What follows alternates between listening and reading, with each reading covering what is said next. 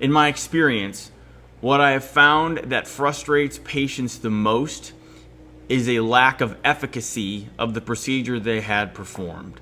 So if you go on RealSelf or talk to people, they often talk about how something didn't work. That's probably because it wasn't an aggressive enough treatment option, or it was the wrong treatment for a given problem. And so the best way to avoid that is to see a plastic surgeon who offers lots of different treatment options, so they are less likely to be biased by one thing. For example, I have lots of patients that come to me because CoolSculpting didn't fix their abdominal fat. Now, they had CoolSculpting performed by someone who isn't a plastic surgeon and can't do liposuction or perform a tummy tuck. So I felt bad because they were absolutely not a good candidate for CoolSculpting. Not that CoolSculpting doesn't necessarily work, but it was the wrong treatment option for this patient's problem. In other words, where she was and where she wanted to go, CoolSculpting would not get her there. But because this provider can only perform CoolSculpting, this provider sold the patient CoolSculpting. And this patient spent thousands of dollars on an intervention that, even if it does work, isn't going to create the change that she wanted.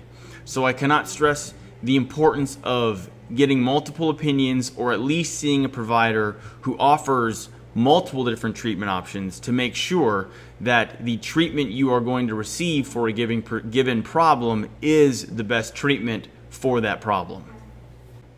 I find that the hardest part about being a plastic surgeon is managing expectations.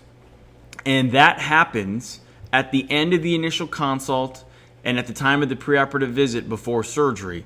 Because what I'm trying to do is make sure that the patients understand what their likely result will be, and that it's not unrealistic or impossible.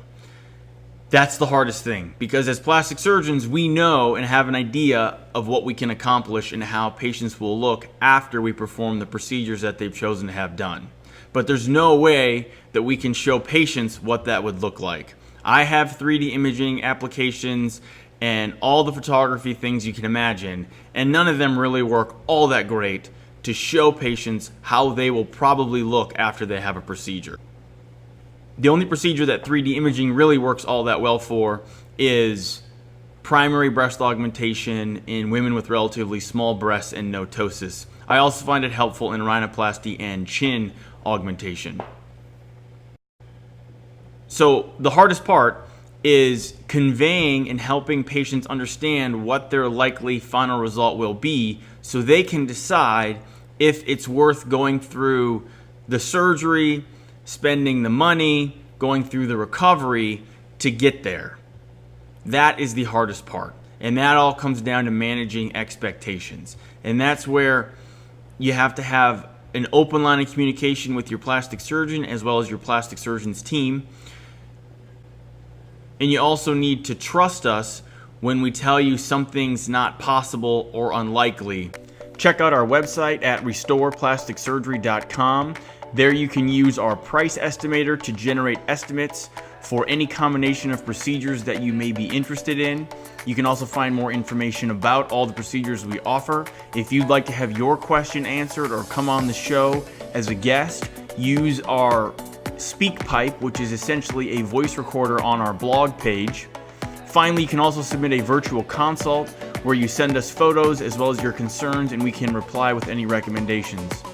Follow us on Facebook and Instagram as well as Snapchat. Subscribe to my YouTube channel as well as my podcast wherever you get your podcasts.